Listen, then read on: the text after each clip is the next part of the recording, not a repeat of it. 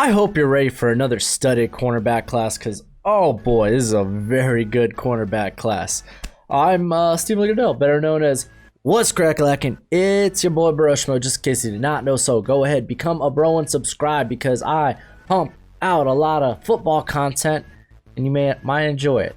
Hey, let this video be the judge. Go ahead, leave a thumbs up if you enjoy the video. It really helps me out a ton. I just urge you to do that if you do enjoy the content. And yeah, like I said, this is a freaky corner class.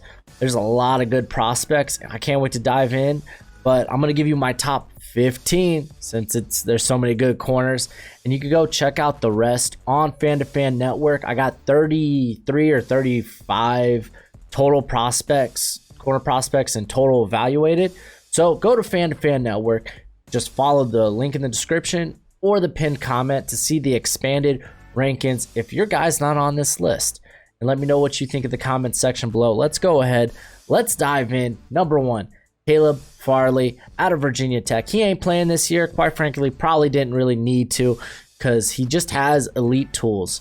That's what got CJ Henderson to be a top 10 pick. And I could definitely see a lot of that in Farley or Fairley.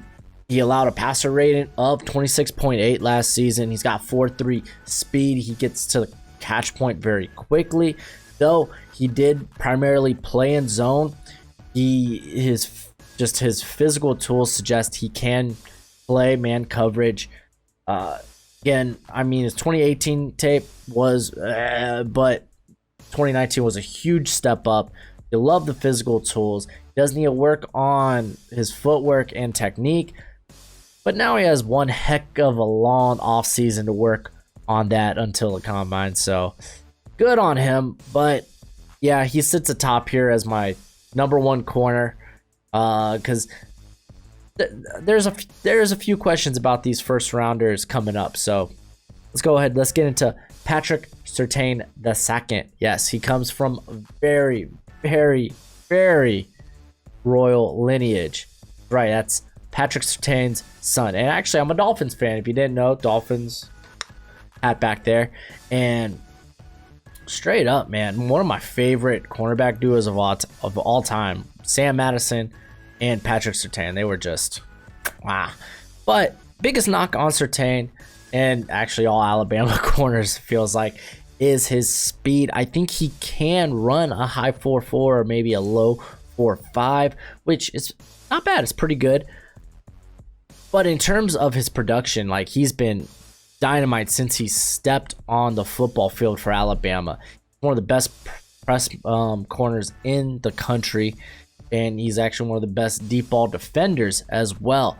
He's only allowed over 60 yards twice in his career, and I mean, dude, he's just got very good ball skills, and he actually played pretty well in the slot as well, despite not being the ideal athlete playing the slot. So whether you run heavy man or zone, this is your guy if you're running press. And then Sean Wade here at 3. I was tempted to put him as a second round grade since he's unable to play this year, because my biggest gripe with him is he's seen all of 12 snaps on the outside. If you're gonna be a highly sought out cornerback in the draft, you need proof that you could play on the outside. That's why he probably returned this season. Unfortunately, because the Big Ten postponed their season, he won't get that opportunity, but he does have great athleticism. He's very physical, and he likes to play around the line of scrimmage.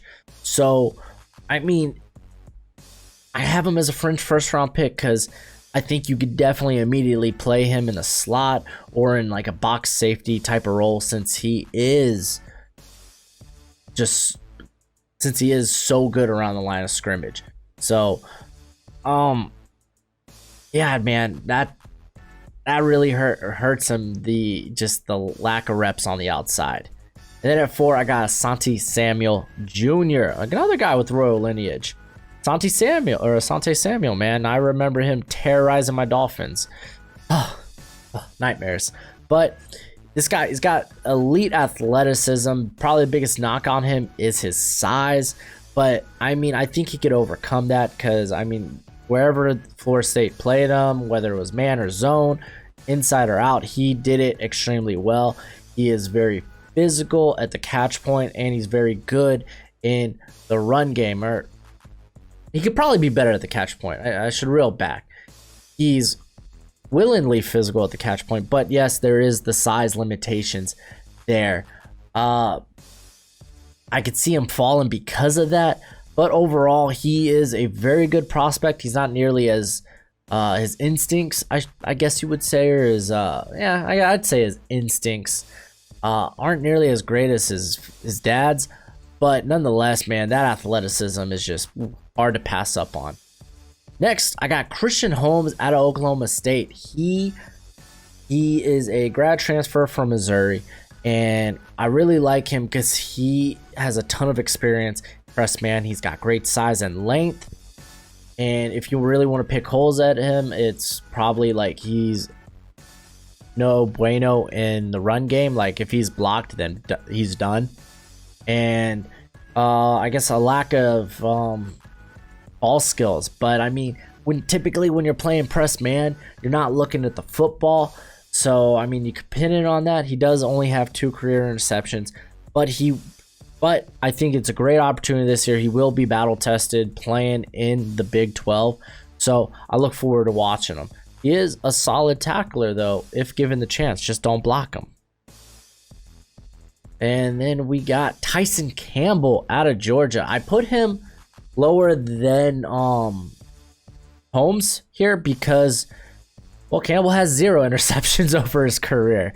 Again, he plays a lot of press man, so you could blame it on not turning around or not giving a lot of time to turn around and make a play on the ball. But still, I'd like to at least see 1 pick. And my probably biggest gripe is he plays for that terrible Georgia defense where they teach you what pass interference looks like in the NFL. They just play too physical. I hate it, and you saw DeAndre Baker struggle with it his rookie year. Rest in peace, DeAndre Baker. I'm sure you'll find a home somewhere else. But other than that, the athleticism and the length is really good. He probably could put on, I would like to see him put on a little bit more weight, but there are things that are very appealing to him or about him. Next, I got TJ Carter out of Memphis. Biggest knock on Carter, of course, it's going to be size. It's going to be level of competition. He really got screwed this year by the Rona because he had a juicy matchup where he would have faced Rondale Moore. And then, all non-conference games got canceled for the Big Ten. And then the Big Ten just canceled in general. So, opportunity stripped away from him. But what we do know is after being targeted 93 times in 2018, he was only thrown to 41 times in 2019.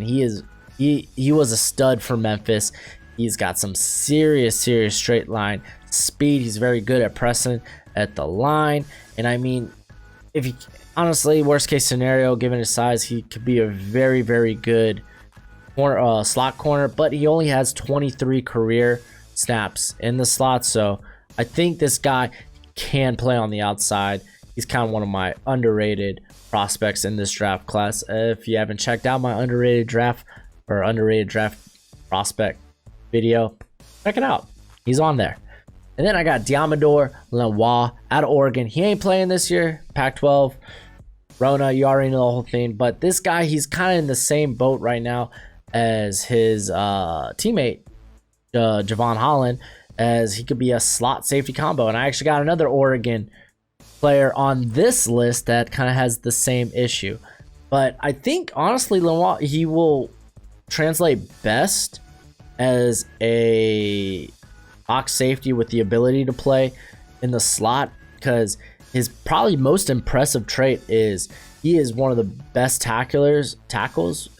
he's one of the best tacklers, in this cornerback class. He only has 8 career missed tackles. He's very disciplined. He was very effective as a man corner. And he primarily did play on the outside, but he does have a lack of length. So just take advantage of that physicality that he brings and just play him in the box. I mean, he's 203 too, so I mean, he's a size. And then next, this is probably my sleeper. This guy can be a hot riser. I got Devin Taylor from Virginia Tech. He is a transfer from Illinois State, and he wasn't a guy on my radar until I was like kind of going through PFF's draft grades. So I was like, oh, this guy's pretty high. This is interesting. Let me look into him. And then, oh my gosh, this guy's got tape against Antonio Brown. You heard it right, AB himself, and he looked pretty darn good. Like he's got the size, he's got length. He flips his hips super quick. He ran down Antonio Brown like this. I was just like, oh my gosh. And now he gets a great opportunity with Caleb Farley opting out to come in and be a hot riser in this draft class. This guy dominated the Missouri Valley Conference with 14 pass breakups, 5 picks.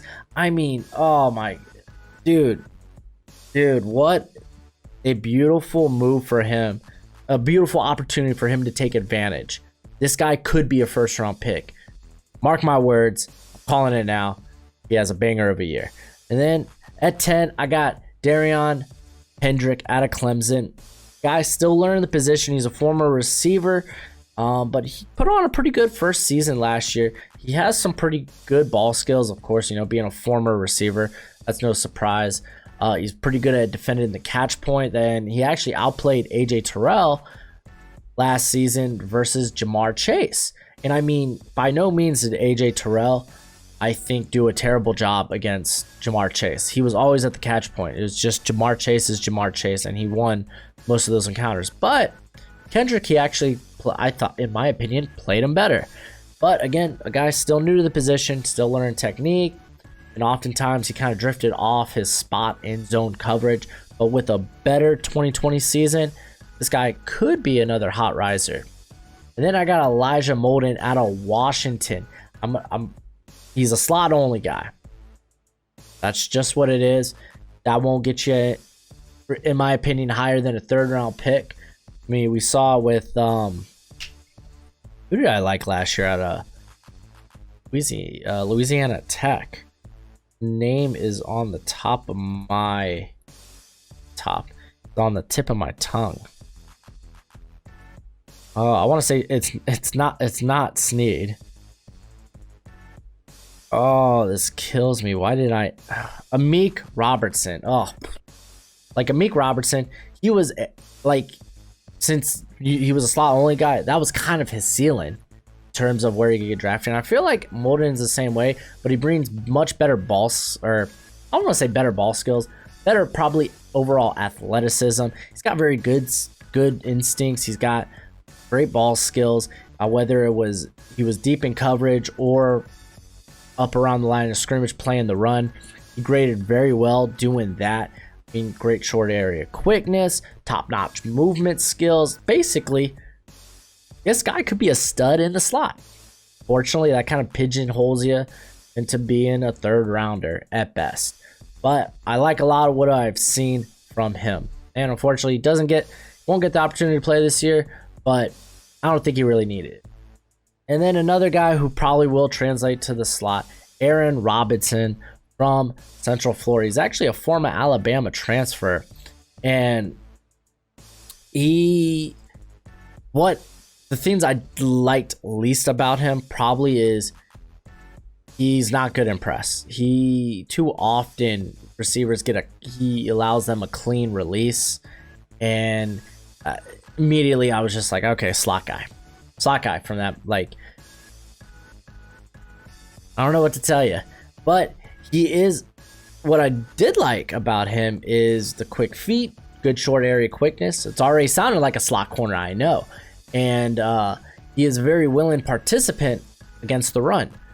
Does need to clean up. He had 14 missed tackles last year, but again, something you could better coach. Like I said, he was a willing participant. Like, he went at him, just doing a better job of wrapping up will do him wonders. And even if he doesn't end up being in the slot, I would probably say put this guy in a zone heavy scheme somewhere in off coverage. Eric Stokes, you're at 13, lucky number 13 out of Georgia. Again, do I need to talk about why I hate Georgia's defense, what they do with their stinking corners. They play too physical. I mean, hey, Stokes, he's a very good press man corner.